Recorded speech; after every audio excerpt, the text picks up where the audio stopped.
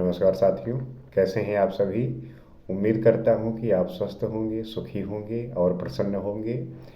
इस अष्टावक्र गीता की धारा में आपका स्वागत है, जिसमें हम ज्ञान, मुक्ति, मोक्ष और जो भी हमारे सांसारिक चुनौतियां हैं उनको ठीक करने का प्रयास करते हैं, समझने का प्रयास करते हैं कि उसके कारण क्या हैं, उसका उपाय क्या है और उसको साधने के लिए हमें किस प्रोसेस से गुजरना है, हमें क्या अपनाना है, क्या छोड़ना है, क्या त्यागना है। इन सब बातों को समझने का प्रयास करते हैं और इस प्रयास में हमारा और आपका जो संवाद है, इसमें हमारी आपकी जो भूमिका है वो बहुत सूक्ष्म है, बहुत कम है, लेकिन अपने सूक्ष्म ज्ञान से हम एक दूसरे को समझने का और जानने का प्रयास करते हैं। अपने जिन जो चिंतकों ने, मनीषियों ने, ऋषियों ने अपने ज्ञान को अपने किताबों के माध्यम से उड़ेला है, उसमें जो है उन्होंने उसको परोसा है, उसे हम ग्रहण करते हैं और अपने जीवन में उसको अपनाकर उसे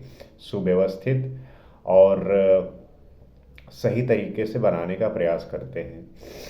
और जीवन को चलाने के लिए, जीवन को सही दिशा में ले जाने के लिए कुछ सूत्र होते हैं। अगर वो सूत्र हम समझ जाते हैं तो वो आसान हो जाता है, हमारा जीवन जो है आसान हो जाता है, हमारी चुनौतियां आसान हो जाती हैं, ख़त्म नहीं होती, आसान हो जाती हैं।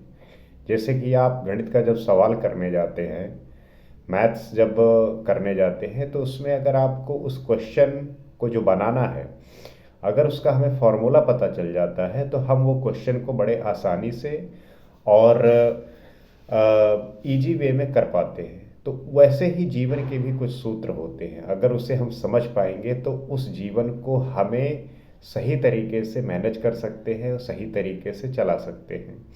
तो आइए समझते हैं कुछ सूत्र, कुछ बातें जिससे हम जीवन में अप्लाई करके अपने जीवन को नई ऊंचाइयों पर पहुंचा सकते हैं।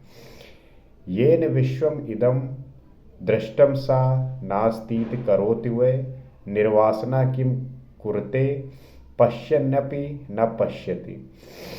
जिसने इस विश्व को देखा है वो भला उसे इनकार भी करे, परंतु वासना रहित पुरुष को क्या करना है, वह इस संसार को देखता हुआ भी नहीं देखता। बात आप समझ गए होंगे कि विश्व को स्वीकार करने वाला, उसी को यथार्थ समझने वाला तो वासनाग्रस्त है ही, क्योंकि जैसे उसकी आसक्ति जगत में है। जिसने इस विश्व में अच्छी अच्छी चीज़ें देख ली हो, बहुत सुंदर चीज़ें देखी हो और इसी को यथार्थ समझता हो, इसी को सब कुछ समझता हो, फिर उसका इससे जो है अलग होना बहुत मुश्किल हो जाता है। इस वासना से ग्रस्त होने के बाद उसका इस आसक्ति से बचना मुश्किल हो जाता है, क्योंकि फिर यही चीज़ें आपको उस जगत से कनेक्टेड रखती हैं, इस जगत से में आसक्ति बनाए रखती हैं।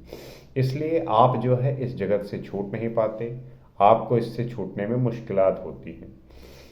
जिस दृष्टि से वो जगत को देखता है वो सब वासना ही के कारण देखता है।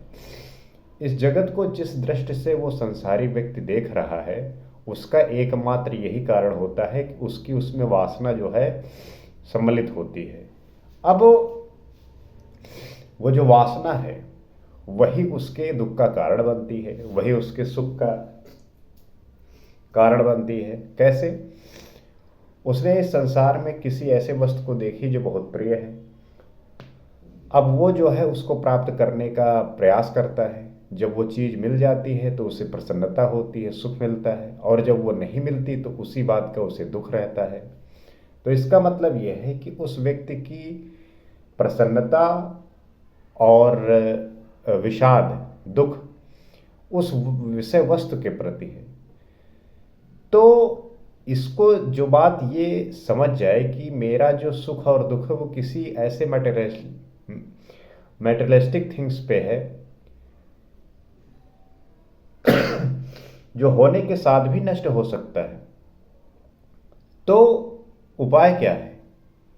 क्या हमारा सारा जीवन जो है इसी पे निर्भर रहेगा कि हम जो है उस पे निर्भर रहे और उस पे ही हमारा जो है सुख और दुख निर्भर हो? तो बात तो यही सही है कि आपका पूरा जो जीवन है वो उसी संसारिक विषय वस्तु पे जो है टिका होता है, उसी से आपको सुख मिलता है, उसी से आपको दुख मिलता है। तो कभी कभी शास्त्रों के वचनों को सुनकर उसको मोक्ष प्राप्ति की वासना जाग उठती है, जिसके कारण वह भी ज्ञानियों की भांति कहने लगता है। कभी कभी आप देखिए ऐसे जो व्यक्ति होते हैं वे संसार से जो है काफ़ी परेशान हो जाते हैं, तो शास्त्रों को सुन के समझ के उनके अंदर भी उस बात का जो है भाव जागता है कि ये चीज़ों को जो है हमें छोड़नी है। वो ज्ञान की भाषा बोलने लगता है, ज्ञानियों की तरह बातें करना लगता है, क्योंकि अंदर से वो भी बेचैन होता है।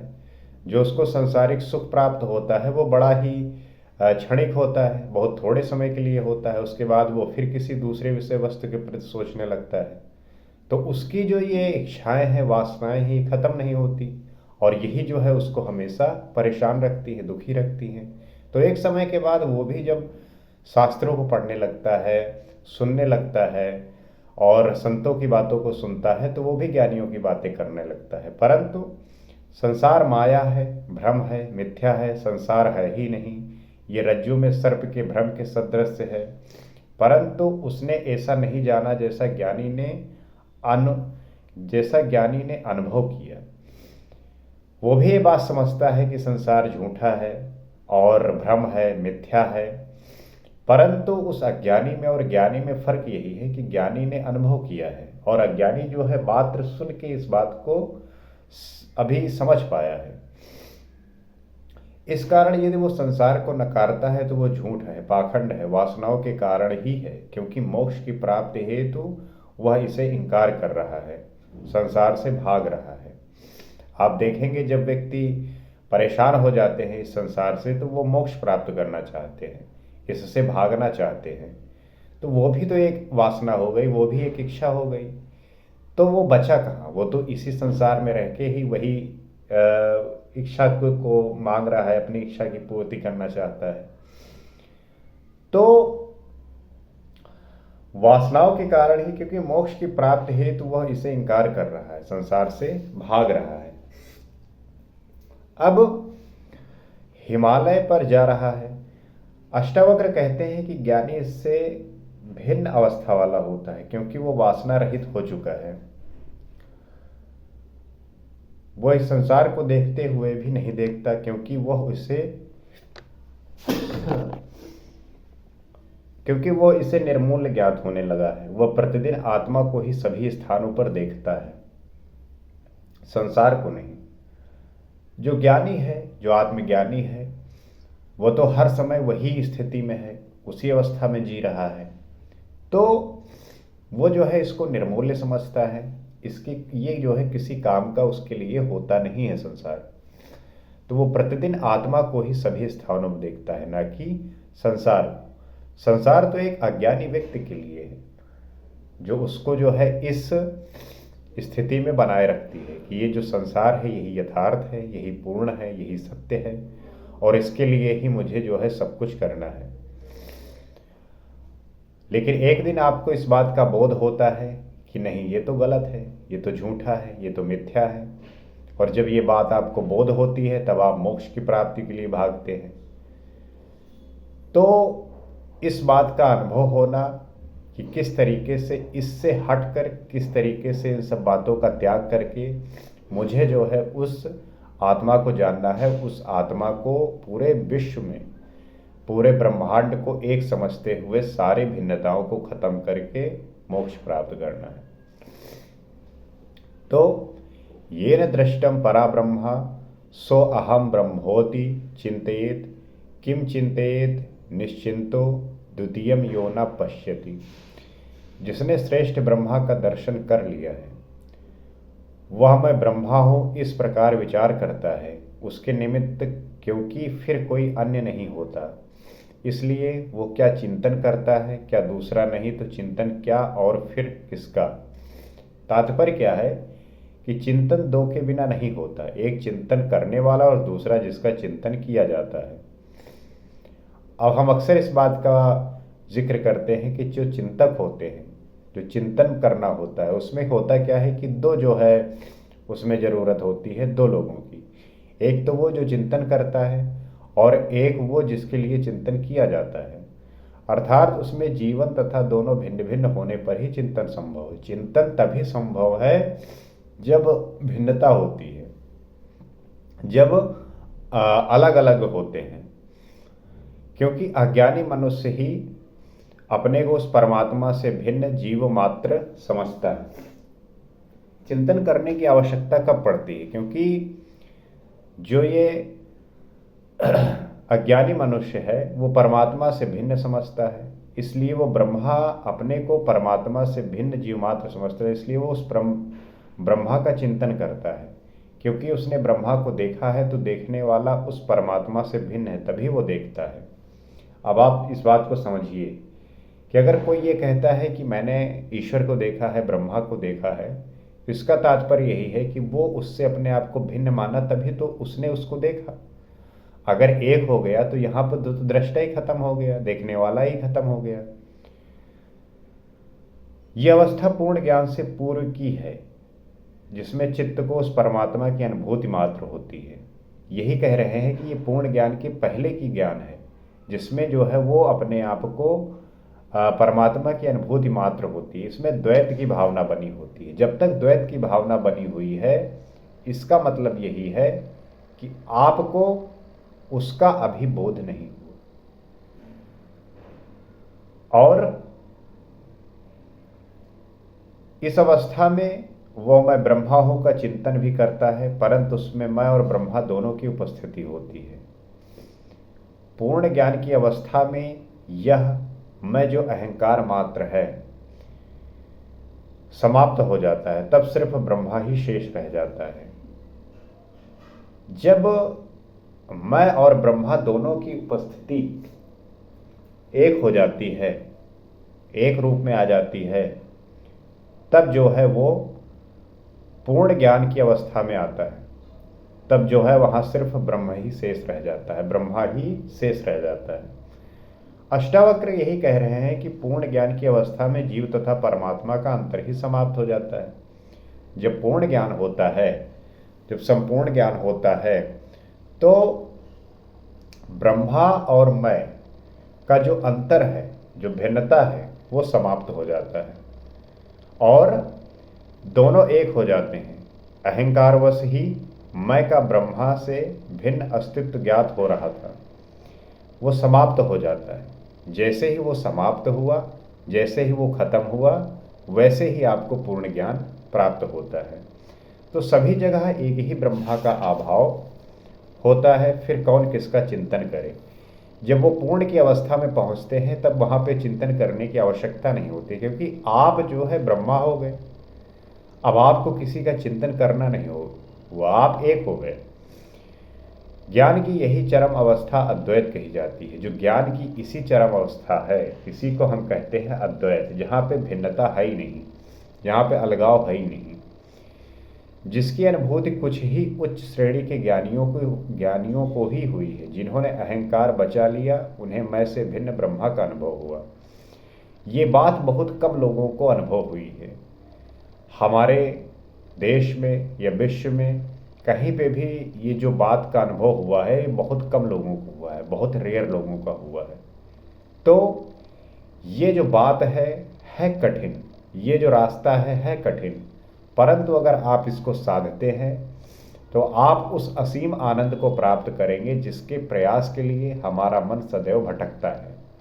हमारा मन जो सदैव बहुत ऐसी चीज़ें करने के लिए मजबूर होता है, जो उसके लिए ही फिर शरीर के लिए, मन के लिए कष्ट होता है। दृष्टो येन आत्म विक्षेपो निरोधम कुरुते त्वैषो उदारस्तु न विक्षिप्तः साध्या भावत करोति किम। जिसे आत्मा में विक्षेप दिखलाई पड़ता है, वह उसको रोकने का प्रयत्न करता है, लेकिन जिस उदार वृत्ति वाले ज्ञानी महापुरुष के सारे विक्षेप समाप्त हो चुके हैं, जो विक्षेप रहित है, वो क्या करेगा?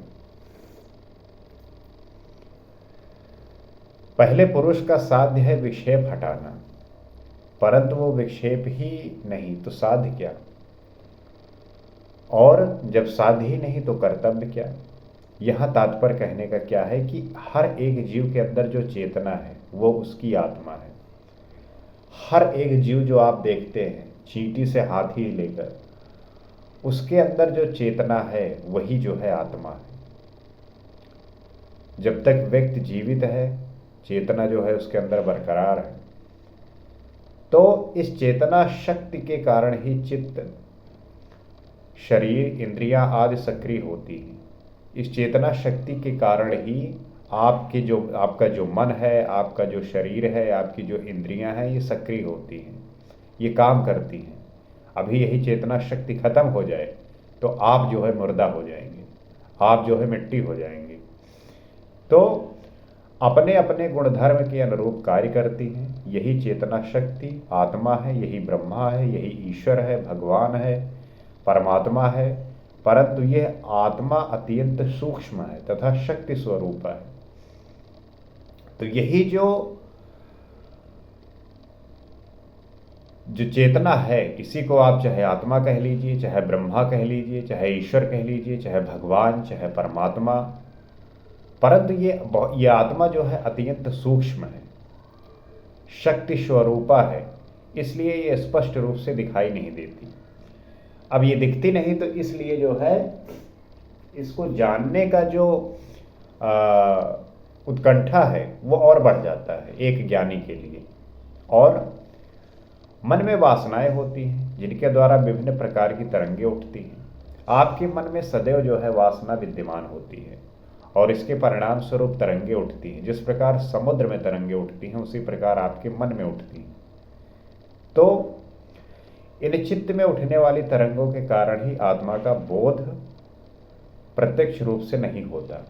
अगर ये जो तरंगें उठती रहती हैं, जो विचार उठते रहते हैं, अगर विचार शून्य अगर आप हो जाएं, तभी जो है आपको आत्मा से भेंट होता है, आत्मा का बोध होता है।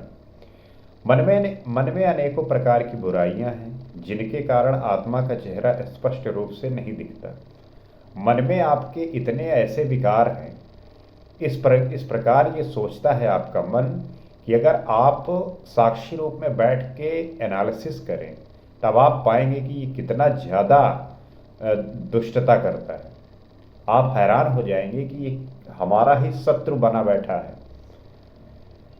तो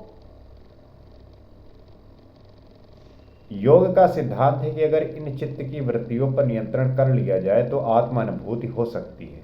इसीलिए जो है योग की बात मैं करता हूँ कि अगर आप योग का सिद्धांत अपनाएंगे तो जो ये मन के आपके विचार हैं, जो चित्त की वृत्तियां हैं, इन पे नियंत्रण पाया जा सकेगा। और जी नियंत्रण पाएंगे तब जो है आप आत्म अनुभूति कर सकते हैं। अतः योगी आत्मज्ञान के निमित्त इन पर नियंत्रण करते हैं। तो जो आत्मज्ञानी हैं वो जो है इन्हीं चित्त की वृत्तियों पर नियंत्रण करते हैं। अब आप मान लीजिए काम करते हैं, पढ़ाई करते हैं। अब ये मन आपका कहेगा कि चलो एक काम करते हैं, थोड़ा चाय पी लेते हैं। अब चाय की दुकान पे आप चले गए, वहां पे आप घंटों बतला रहे हैं और अपने काम को, अपने पढ़ाई को भूल गए। तो इस मन की चंचलता को आप समझिए। इस मन का जो विकार है, इस मन के जो विचार हैं, उनमें जो विकारता है, इसको आप समझने का प्रयास करिए। परंतु जो योगी है वो इसी को साधता है, इसी पे नियंत्रण पाता है। अतः योगी आत्मज्ञान के निमित्त इन पर नियंत्रण करते हैं। ये नियंत्रण साधना है, अवस्था है। महर्षि अष्टावक्र कहते हैं कि चित्त पर नियंत्रण तभी किया जा सकता है जब आत्मा में विक्षेप दिखलाई दे। परंतु जिस पुरुष को आत्मज्ञान उपलब्ध हो चुका है, जिसका चित्त शांत और शोक रहित हो गया है, जिसमें साध्य अर्थात मन का अभाव हो गया है, वो भला क्या करे। तो जिसका मन शांत हो गया है, मन का अभाव हो गया है, उसी व्यक्ति को आत्मा का जो है दर्शन होगा। कहने का आशय यह है कि आत्मज्ञान की अवस्था में सिर्फ आत्मा ही बच जाती है। तो आत्मज्ञान की अवस्था में सिर्फ आत्मा ही बचती है। चित्त, मन, शरीर, संसार आदि के भाव ही नष्ट हो जाते हैं। चाहे चित्त हो, मन हो, शरीर, संसार, ये सब के जो भाव है वो नष्ट हो जाते हैं। फिर किसका विरोध किया जाए? मन आत्मा का ही विक्षेप है। जब तक मन है तब तक उसके ऊपर नियंत्रण करने को कहा जाता है। तो मन जब तक नहीं खत्म होगा तब तक आपको जो है आत्मा की प्राप्ति, तब तक जो है आत्मा से भेंट आपका होगा नहीं। क्योंकि जब तक मन है तब तक विचार है, तब तक विकार है, और यही विचार, यही विकार आपको परेशान करते हैं, तमाम तरीके के उलूल जुलूल काम करवाते हैं। तो ज्ञान, उसमें साधन, साध्य तथा साधक तीन होते हैं। ज्ञान प्राप्त हो जाने पर यदि चित्त ना हो तो साधना व्यर्थ हो जाती है। अगर ज्ञान प्राप्त हो जाने पर चित्त ना हो तो साधना व्यर्थ हो जाती है। ज्ञान जैसे ही प्राप्त होता है, आपकी जो चित्त है, आपका जो मन है, वो शून्य, खत्म, समाप्त। आप जो है फिर ये मन आपको किसी भी प्रकार से भटकाएगा नहीं, परेशान नहीं करेगा। ये जो तरंगे उठते रहते हैं, आपको इधर उधर बहलाकर, फुसलाकर कहीं भी ले जाके पटकते हैं, वो फिर आपको शांत करेंगे, वो आप में एक शांति पैदा करेंगे। तो ये बातें हैं, इसको अगर आप साधते हैं, समझते हैं और इसको अपने जीवन में धारण करते हैं, तो मेरी उम्मीद है कि आपके जीवन में एक अलग सा संचार होगा, सुखों का, नए विचारों का, नए उमंगों का। क्योंकि हम इस संसारी जीवन में रहकर इन सब बातों को भूल रहे हैं, इस वजह से क्योंकि हम अपनी अज्ञानता की चादर ओढ़े हुए हैं। जिस दिन इसको हटाएंगे, हम दर्पण से धूल हटाएंगे, तब हमें अपना चेहरा साफ दिखेगा। हम ईर्ष्या से, हम द्वेष से, राग से, क्रोध से अपने आप को परेशान रखते हैं, अपने आप को किसी दूसरे के लिए भी उस तरीके से नहीं दिखाते जैसा होते हैं। तो जो हमारा नकली चेहरा है, जो हम नकली जीवन जी रहे होते हैं, उससे आपका कुछ होगा नहीं, उससे आपका ही कष्ट होगा, आपको ही कष्ट पहुंचेगा। तो बेहतर है कि सत्य के रास्ते पर आइए, सही दिशा में रहिए और अपने जीवन में नए उमंग से, नए सिद्धांत से, नए जो है सूत्रों से एक सुंदर और स्वस्थ जीवन जीने का प्रयास करें। और ऐसे बहुत व्यक्ति हैं जिनको इस सबको जानने की ज़रूरत है, और मैं आपसे आशा करता हूं कि आप इन बातों को उन व्यक्तियों तक जरूर पहुंचाएंगे, उन तक ये बात जरूर ले जाएंगे। आप अपने तरीके से उन्हें समझाइए, ताकि हर तरीके से इस देश का, इस समाज का, इस विश्व का कल्याण हो। इसी आशा के साथ, इसी उम्मीद के साथ अगले एपिसोड में आपसे फिर मुलाकात होगी। आज के लिए इतना ही। नमस्कार।